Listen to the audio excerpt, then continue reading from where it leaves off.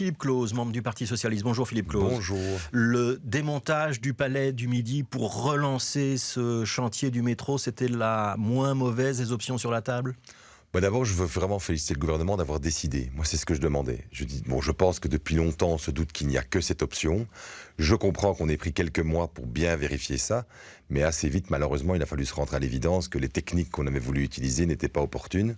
Et donc, il fallait décider, et maintenant, on peut entamer tout le travail de négociation et reprendre le chantier. Donc, ça veut dire démontage du palais du Midi. Pour parler français et que les choses soient bien claires, ça veut dire qu'on garde les façades, Voilà. mais qu'à l'intérieur, on doit tout casser ? Quasiment. Donc voilà, c'est une partie qui pourrait peut-être être gardée, mais avec toutes les techniques, le chauffage et tout ça, on ne pourra pas laisser d'infrastructure, surtout qu'on va mettre des engins de chantier avec des tours de 30 mètres, hein, donc on ne pourra pas travailler dans le palais du Midi. Ouais. Et donc l'idée, c'est qu'on va pouvoir maintenant travailler à la verticale sur ce qui se passe en dessous, et qu'on va enfin pouvoir finir, c'est 120 mètres qui manquent pour finir ce premier tronçon du métro 3 qui permettra de relier la gare du Midi au centre-ville. En fait, toute cette partie-là est quasi terminée, sauf ces 120 mètres, et c'est vrai qu'on avait espéré pouvoir travailler à partir le parking, c'est pour ça qu'il y avait eu ce choix de la STIB et de la région, et en fait, ça ne fonctionne malheureusement pas, donc ça c'est une vraie erreur qu'il y a eu dans ce genre de chantier, et donc il faut se résoudre pour continuer ces 120 mètres à en effet détruire l'intérieur. C'est une erreur qui a quand même de sérieuses conséquences. Est-ce que vous allez demander des comptes, et est-ce qu'il faudra un jour qu'on puisse dire il y a vraiment quelqu'un qui s'est trompé dans la gestion de ce chantier ? Vous savez, moi j'essaie d'être sur le futur, donc je pense qu'il y aura le rôle du Parlement, on va sûrement beaucoup interroger, va sûrement beaucoup discuter. Moi je dois gérer, puisque la ville est propriétaire du Palais du Midi,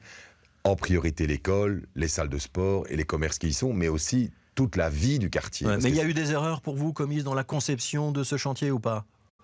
C'est toujours difficile de refaire l'histoire après. Moi, je ne vais pas reprendre, j'ai pas repris tous les rapports. Ce que j'ai demandé au gouvernement, c'est de décider. Parce que moi, mon boulot, c'est de travailler avec les gens qui sont sur place. Après, d'autres feront sans doute les investigations qu'il faut. Alors, on va s'intéresser effectivement aux occupants du Palais du Midi. Il y a effectivement une haute école, la haute école Francisco Ferrer. Il y a plusieurs de ces formations qui se donnent au Palais du Midi, c'est 1200 élèves, je pense, qui sont concernés. Il y a beaucoup d'activités sportives, des arts martiaux, du taekwondo, de la boxe, du futsal. Il y a 3 gymnases dans le Palais du Midi. Et puis il y a une quarantaine de commerçants. Il faut recaser tout le monde. Oui. Vous allez pouvoir le faire ?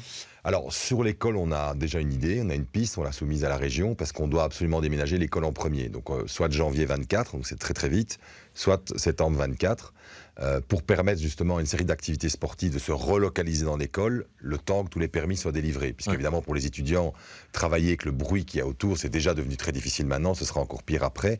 Pour les commerçants, on a un peu de temps pour négocier. Alors, elle va aller où, la haute école Francisco Ferrer ?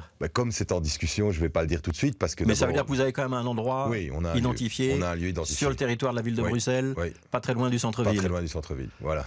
Et ça peut se faire relativement rapidement. Ça peut se faire vite, parce que déjà on a voulu anticiper, puisque je vous dis, moi quand j'ai appris le vrai problème, c'est-à-dire environ en septembre 2022, quand on m'a alerté, j'ai tout de suite dit, il faut préparer le scénario catastrophe. J'ai d'ailleurs vu des commerçants dès décembre pour leur dire, attention, il y a un énorme risque, et mon feeling était celui-là, que l'on doive démanteler le palais. Ouais, donc déménagement de l'école.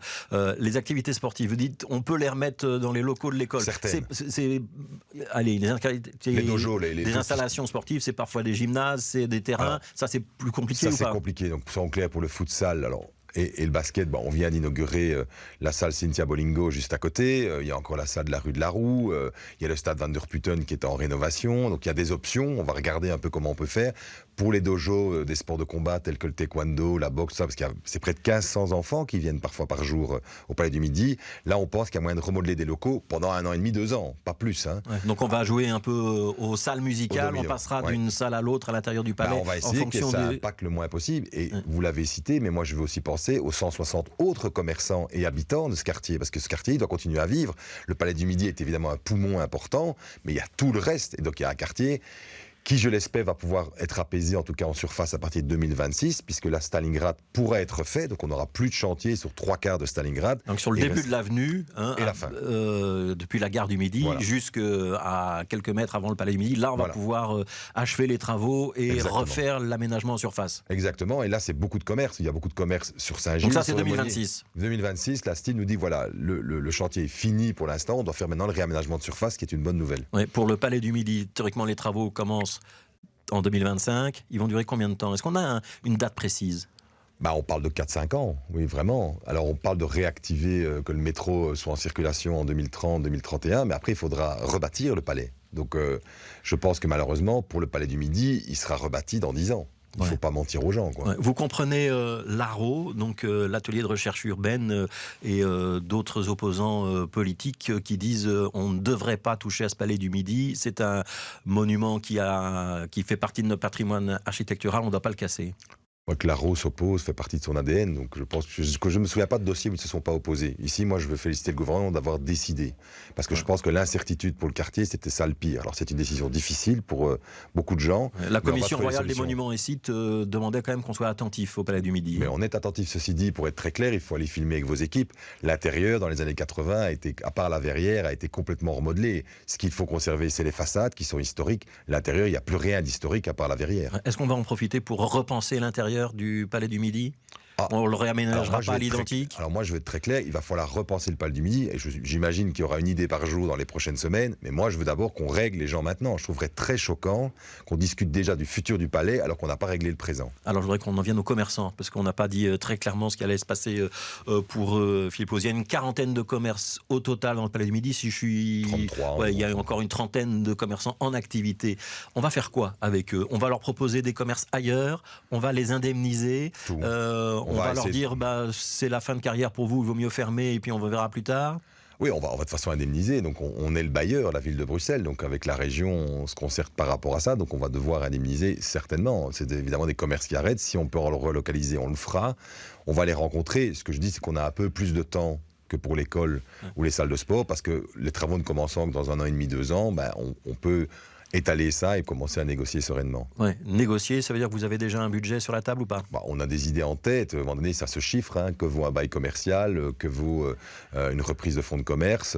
Mais c'est évidemment très dur pour ces personnes, je le conçois bien. Nourdine Layachi, qui est le président de l'association des commerçants Stalem, donc quartier Stalingrad-Lemonnier, nous disait tout à l'heure, on est quand même déçus sur tout ce qui s'est passé depuis le début du chantier, donc sur toute la portion du boulevard Stalingrad. Il y a seulement un commerçant sur 8 qui est réellement indemnisé aujourd'hui. Et on est dans un chantier qui affecte notre cadre de vie, et il y a beaucoup de commerces qui sont vraiment en difficulté, avec des commerçants qui mettent de leur poche pour pouvoir continuer à survivre dans ce quartier. Vous lui répondez quoi?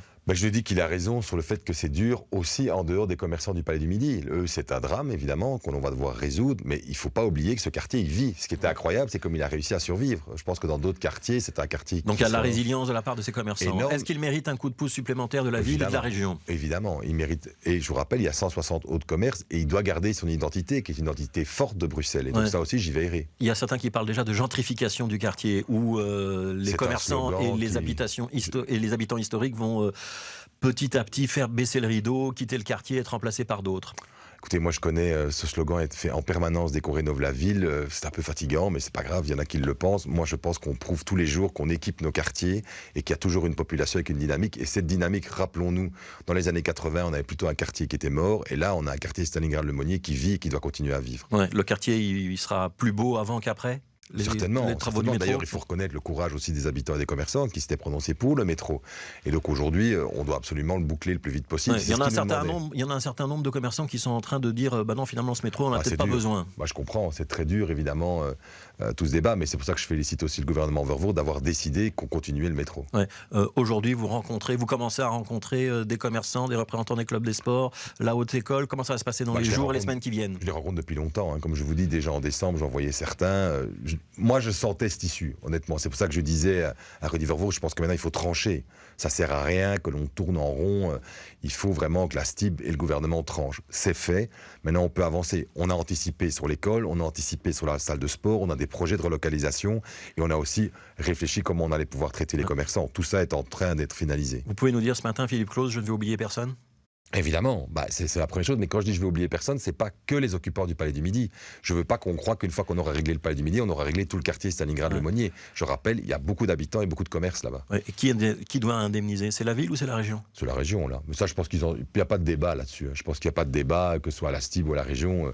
Ils ont bien conscience, la ville n'est pas capable de... Enfin, on nous éjecte d'un bâtiment pour un projet qu'on soutient. En plus, je vous dis, on est vraiment à côté de la région. Mais ça, il n'y a même pas de débat sur le fait qu'en effet, c'est la région qui va indemniser. Une dernière question, Philippe Lauze. On va changer changer de sujet, et puis il nous reste une minute, si vous voulez bien. Je voudrais parler de la loi anti-casseurs avec vous, déposée par le ministre de la Justice, Vincent Van Quickenborne, bloquée au Parlement, notamment par le groupe socialiste et par le groupe écologiste.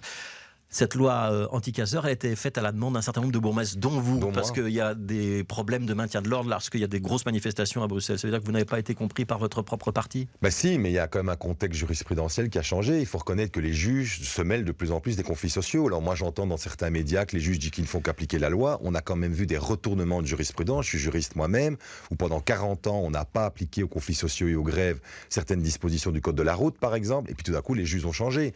On ne peut pas nier que dans le conflit de l'Aise, les juges se mêlent de ça. D'ailleurs, au grand désespoir même de la police, qui n'a pas envie de se mêler de ces problèmes de conflits sociaux. Je rappelle, quand j'ai moi promotionné la loi anti-casseurs, c'est pour tout ce qui s'est passé avec ces manifestations anti-corona, où les gens étaient venus casser Bruxelles. Et ça, je trouvais ça inadmissible. Ouais. Donc ça veut dire quoi ? Que pour sortir du blocage, il faut que le projet de Vincent Van Quickenborne dise explicitement, ça ne concerne pas les mouvements sociaux, ça ne concerne pas les syndicalistes, ça ne concerne pas tout ce qui concerne le monde du travail. Le problème, on sort de l'ambiguïté comment ?